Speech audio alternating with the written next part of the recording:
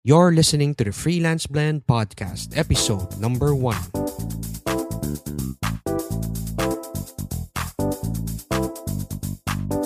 Welcome to the Freelance Blend Podcast, where we entertain, educate and engage freelancers from the Philippines and across the globe. And now, here's your host, Marv De Leon. Good evening to everyone, to our listeners. This is Marvin De Leon from Freelance Blend. Right now, we have our very first guest. This is our very first podcast, so thank you for joining us. We start with a bang. We have our very first guest. His name is Mr. Fitz Villaferte.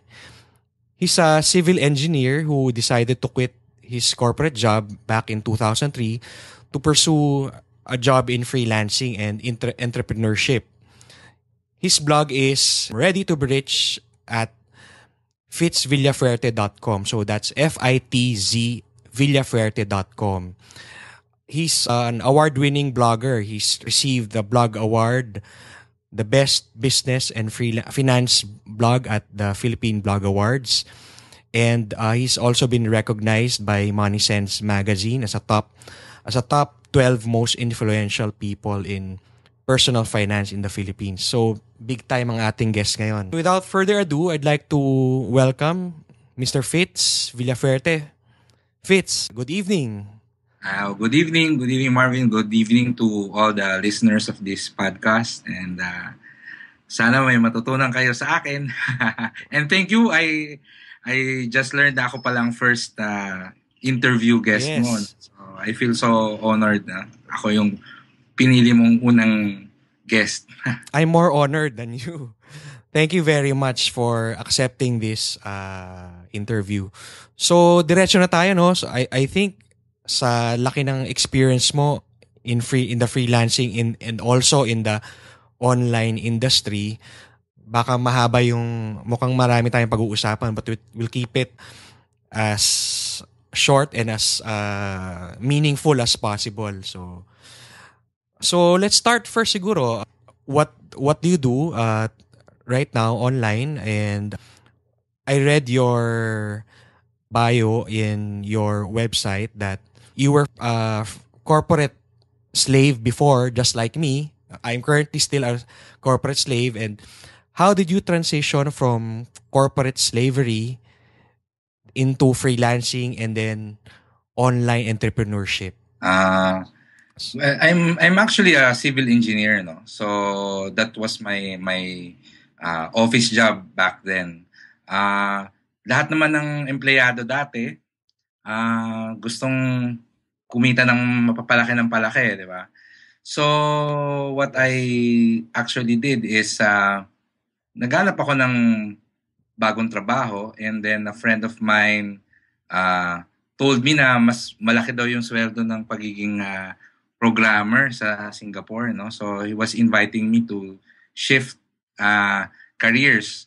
So syempre, I wanted a higher salary and more money. So I studied programming. Pero self-study lang kasi I don't have time to go to school and get a second degree anymore. So that's actually how I got into IT by self-studying, and then syempre to practice what I've learned, I started freelancing. I became a freelance programmer. I connected with my college friends who are computer science graduates and asked them to give me modules to do part-time. The transition actually came when I realized na mukhang okay pala tong pag-freelancing, no? So I decided na to take a programming job. So nasa corporate world pa rin ako, and to further my experience, no? And at the back of my mind, I'm still hoping to be an OFW, to go to Singapore and become a programmer. But later on, I realized na mukhang pwedeng hindi na ako maging OFW kasi if I work hard enough, I can get more projects, and then eventually I can make a living out of it, no? So that's how I became a freelancer. For several years, I've been a freelance programmer up until I discovered na ang freelancer pala, pag freelancer ka kasi, you're still self-employed, no? Parang ganun yung mangyayari. So I started to dabble on entrepreneurship. My first business was an internet cafe, no? So advantage kasi sa akin yun dahil habang bantay ako doon sa shop, pwede akong mag-program. I can still do my projects, no? But eventually, being an entrepreneur, I realized na mas may time freedom ka pag negosyante ka. Kasi like when I don't feel like going to the shop, yung staff ko lang yung tao, I can just go and sleep the whole day, no? So unlike pag may project ako as a freelancer, I have to finish my modules, I have to finish kung ano yung deliverables ko to the client. So when I discovered yung entrepreneurship, nagtuloy-tuloy na siya up until today, which is sabihin na natin 80% of the things I do right now is manage my businesses. So I actually have both offline and online businesses. Yung mga offline businesses ko, these are traditional businesses na community-based lang. Mga maliliit lang na negosyo. So most of my day is spent on managing them, no? So I have an internet cafe, a photocopying center, an e-loading station.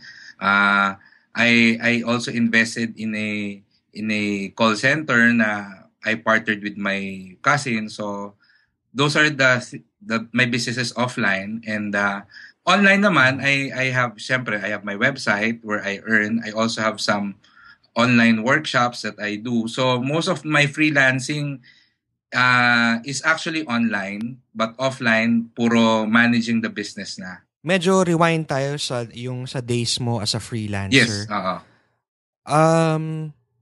how was it yung especially initial part na nahirapan ka ba to get clients? Kasi as a freelancer, syempre when you start especially online, syempre hindi ka pa kilala. So how did you build yourself? How did you promote yourself as a freelancer to generate enough income for yourself? So can you take us to those yung period? Yeah, ang naging key to success na I would say is actually networking, no? So yung initial set of actually wala akong set of clients, no. Nang ginagawa ko is nakiki-project lang ako dun sa mga kakilala ko na mga programmers o mga freelancers. These are my friends back in college na kasi may ano ko noon may nagdo-dorm ako noong college. So most of them are my dorm mates, no. Sinabi ko I reached out to them, yung mga kilala kong mga comsci graduates, no. Ano bang ginagawa mo ngayon, ganyan, no. So freelancer ako, or I'm doing this project, ganyan. So yun yung naisip ko na way for me to get clients, no. Nung umpisa actually ex-deal, sabi ko na ituro mo sa akin kung paano gawin to, I can finish the whole module for you, no, for free. Ang habol ko doon yung learning, no. So I always say to my friends now who want to go into freelancing, you have to really sacrifice your first few months or even up until 1 year building your portfolio, and you do that by reaching out, networking to your fellow freelancers, and i-hustle mo, yun yung term ko. You have to hustle your network, no. So eventually when you are able to build your portfolio, ako ang ginawa ko, I learned how to write a business proposal, how to give a quotation, how to give a pitch, no. And it's as simple as talaga, lakas ng loob. You have to kakapalan mo yung mukha mo, magbibigay ka ng proposal sa mga companies na kahit na alam mong hindi hindi ka sigurado kung meron silang available project for you, pero that's the way it is, no? Kasi sa umpisa lang yan, mahirap kasi once you land your first solo project as a freelancer, usually pag naging masaya yung client na yon, they will refer you to their friends and you will get more businesses, no? So basically the secret is networking. Kailangan mong matutong mag-reach out and makipag-usap. You have to be updated sa mga events, no? These events, kahit na mga seminars, convention lang yan, na supposedly makikinig ka lang doon sa mga speakers, pero there's a really big opportunity to network, no? Yes. So, you used networking as opposed to, I don't know if that time ba meron ng elance.com, freelancer.com, yung websites for freelancers? Meron na rin. But the thing is, you still have to build your portfolio for that, no? Odesk has an application process also. They conduct test din kung ano yung skill level mo. Pero ako kasi on my part, talagang from zero knowledge, self-study. And that's why I actually worked for free for a few months, just trying to hustle with my freelancer programmer friends, no, na bigyan niyo naman ako ng pwedeng magawa, no, para matuto ko, makapag-practice ako kasi I'm trying to learn. So yeah, that can be a good way also to get initial clients, but still I'm thinking of building your skill set, no? And minsan waiting for a project, para kasing hindi siya masyadong proactive kasi when you apply to these sites, parang you're waiting to be hired or you're waiting to get approved.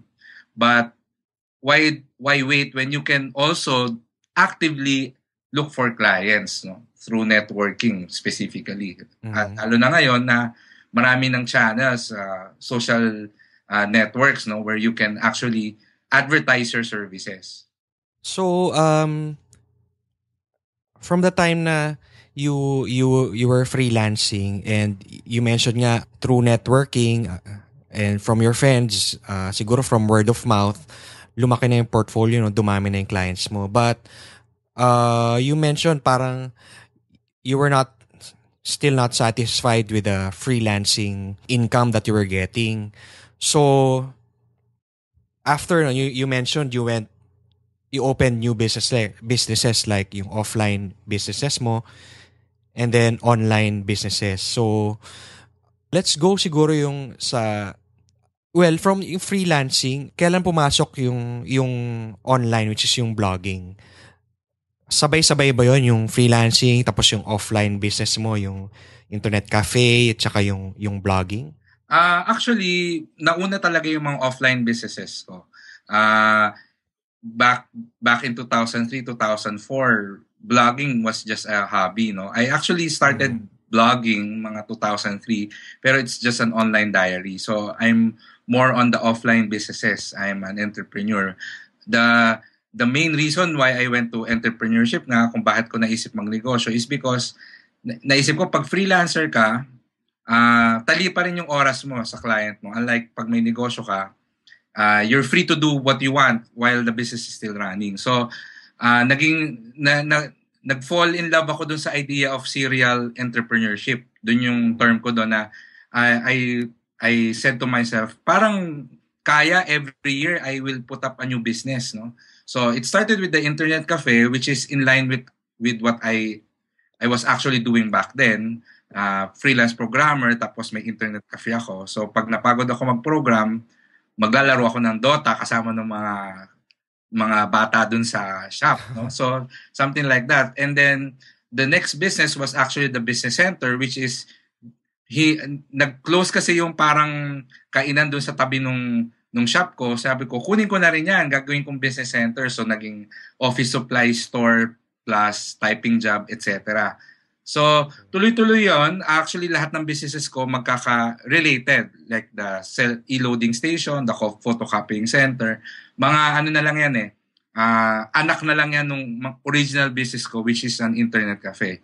The blogging, the online part started when I felt na I want to share yung experience ko kasi I was, karamihan naman sa atin, nag-aral at pinalaki na maging empleyado, no? So sa family ko actually walang negosyante as far as I can first, second degree relatives, no? Mga empleyado lahat. So sa akin I consider it as sabi natin different accomplishment, no, that I am able to survive. That was around 2007, no? So 2003, 4 years of being a quote-unquote freelancer/entrepreneur. Actually, hindi ko pa nga, I don't consider myself an entrepreneur back then because pag sinabi mo kasing negosyante, ang concept ko noon is may malaking kumpanya na may opisina sa Makati. Alam mo yon? Yes. So, naisip ko na parang this is something unique, yung experience ko, and I want to share. So, a friend of mine who was into blogging back then also, sabi niya sa akin, why don't you start blogging so you can share your experience, tapos maybe someday you can turn it into a book, no, or something like that. So sabi ko, since mahilig naman ako magkwento, sige, I will try blogging. So I consider myself lucky kasi 2006, 2007 was really the birth of blogging and making money online, no? So doon nagsimula yung concept na pwede kang kumita through advertising sa mga blog. So I considered myself very lucky na I was introduced to online or internet business during that time. So from there on, inadapt ko yung attitude ko sa dati na every year may bago kong business, no? So sinabi ko, mukhang okay tong online. So what if I create a new website or a new online business every year? And that's what I did, no? So I've had several online businesses. So a few of them tinigil ko na kasi masyado nang matrabaho or nagsawa na ako. Pero some of them, like yung 199jobs.com, it's something new, no?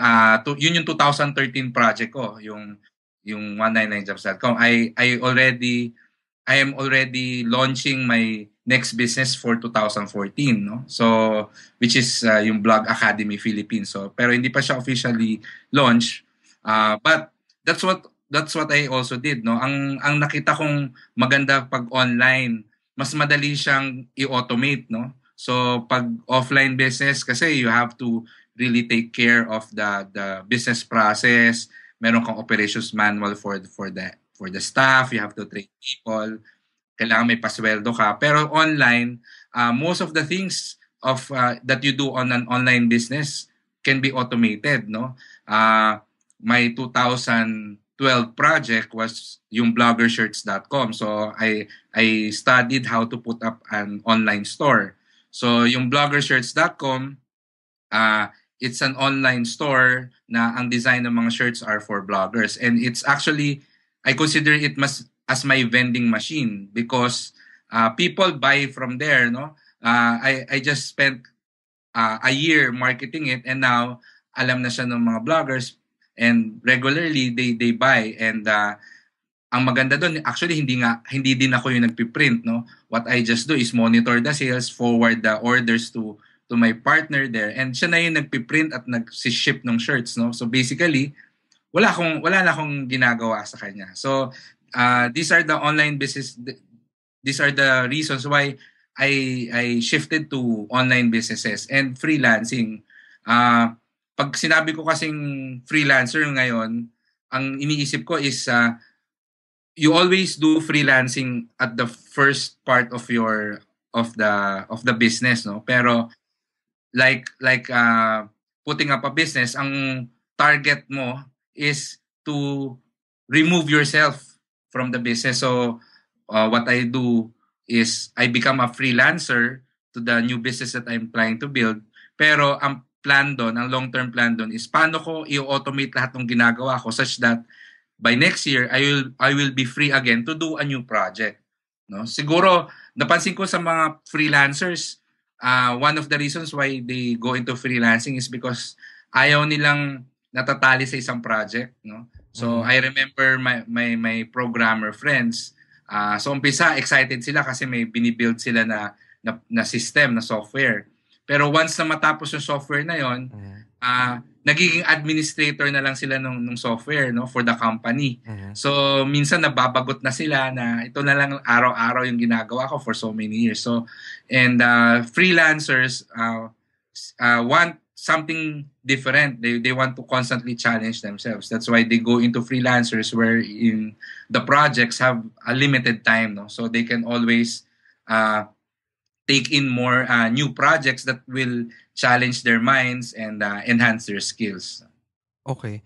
So, what you said is, yung sa mga businesses that you open every year, you go back as a freelancer, parang nagiging mas hands-on ka, and then pag okay na yung business, you automate it and para tumakbo siya on its own so you can move on to the next project the following year. Is that correct? Yeah, that's right. So, ang best example dyan siguro yung blogger shirts, no? I actually learned, I enrolled in a silk screen printing class just to learn how to do it, no? And then, nung umpisa, ako yung nagtitake nung order, ako yung nag-ship and all. So, but the important thing there is, dino-document ko lahat ng ginagawa ko so that when the time comes, I can hire an assistant, a staff, to do all those for me, no? So, pero yeah, I always say na kung gusto mo magnegosyo, you have to be hands-on for the first few months, no? Ang mali lang na ginagawa ng mga ibang nagbi-business, they don't go to the next level, no? Masyado silang nakukonsume ng business na ang ending, nagiging self-employed sila sa sarili nilang business. So they lose their time freedom, no? So sa akin kasi, mas importante yung time freedom kesa sa income, no? Correct, yeah. So siguro yung iba rin kasi, parang they fall in love with the business. Siguro kasi it's their passion, tapos yun nga sinabi mo, they fall in love with the business, and then instead of them becoming the employer, parang nagiging employee din sila kasi natatali sila sa business. So, what you're saying is, create a system for your business para it can be transferable. Tama ba? Yeah, parang, actually, more than being able to transfer the work, you can actually scale up, no? So, I see nothing wrong with falling in love with your business. Sabihin na natin na I still love designing shirts and printing them, but kung ako lang mag-isa lahat ng gagawa nun, I cannot get a lot of clients. So I have to scale up, duplicate myself para pagdating ng kunwari ng eleksyon, I was able to get a lot of orders ng shirts, no? Yeah. So kung ako lang mag-isa yung nagpiprint, hindi ko kayang mag-print ng 200 shirts sa isang araw. Pero I have several teams na I hire on a part-time basis whenever I get bulk orders. No? So from a simple online store, may portion na siya na parang offline kasi I am now known sa kapitbahay namin na nagpiprint ng t-shirt, no? So whenever they have requirements, may mga sports fest, like election or a group activity, ako na yung sinasabihan nila na magpapaprint sila ng shirt, no? So something like that. So more than being able to transfer yung manual work, ang important is you are able to scale up, no, by duplicating yourself through others.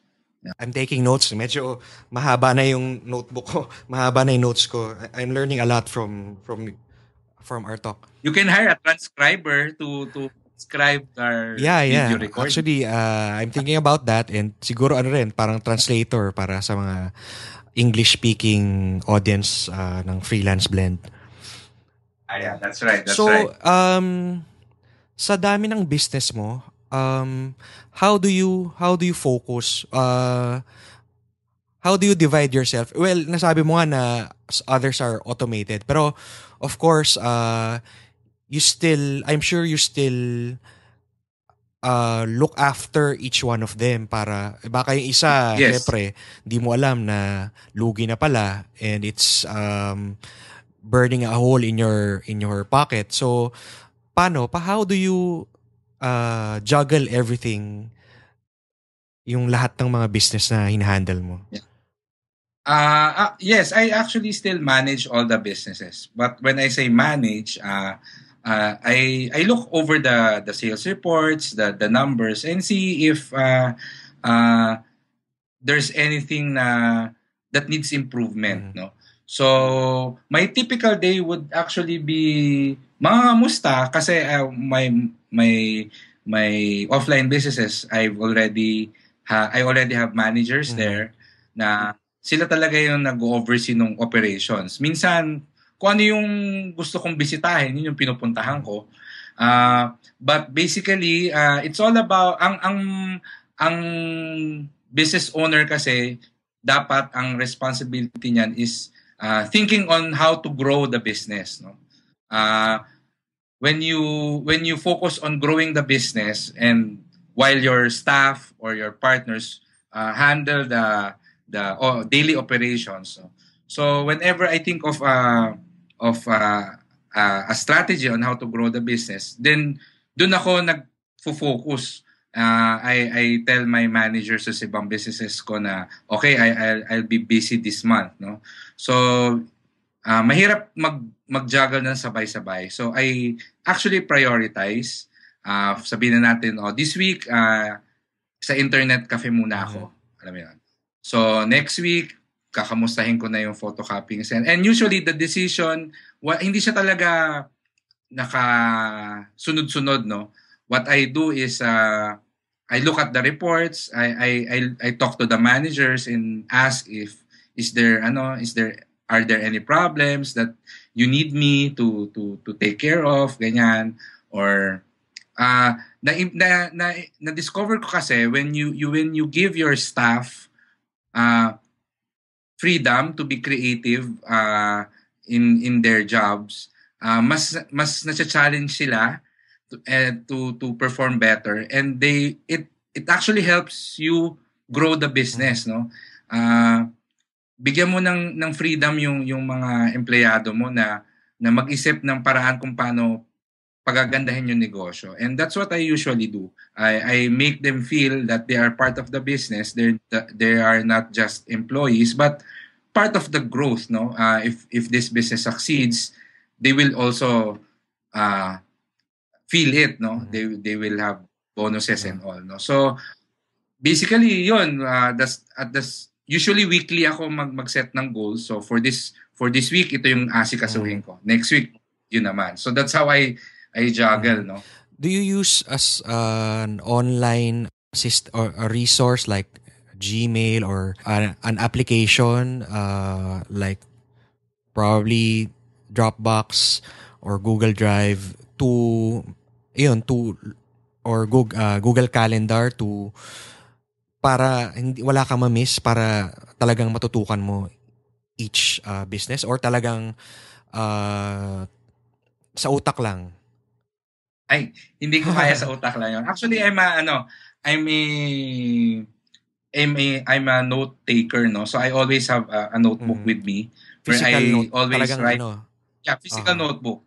Well, where I write down my notes, no, my the things that I thinking. Meron na akong sariling sistema doon sa notebook ko para maintindihan ko yung mga sinusulat ko, no. So minsan kasi there are parang ideas, mga things to do, etc. So meron na akong sariling icon ko na nilalagay doon. Pero that's just for my everyday thoughts, no? Ninonote ko. All of them I usually organize using an app, no? Sa akin ngayon ang pinaka-helpful is yung Wunderlist, if you're familiar with it. Yeah. Yon. Ang gusto ko kasi sa Wunderlist, siya? Universal app. So it's synchronized on the cloud sa iPhone ko, sa iPad, sa laptop ko. Mhm. So wherever I am, when I edit it, updated lahat. Of course I use Dropbox. I don't think any freelancer would doesn't know what Dropbox is. So I use Dropbox. Sometimes I use my email I use Gmail. I use my Gmail as a to-do list, no? Especially yung mga kailangan kong sagutin, kailangan kong replyan, kailangan kong gawin. I save them in drafts. Medyo OC kasi ako, naiinis ako pag may nakikita akong unread email, no, sa inbox ko.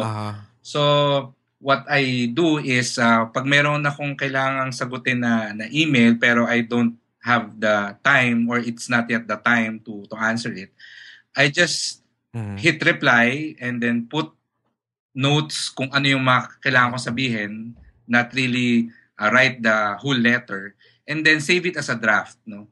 So at least nakikita ko nawawala yung number dun sa inbox button ko, sa inbox folder ko. So it has helped me become more productive. And one technique that I also do is yung Pomodoro technique, if you're familiar with that.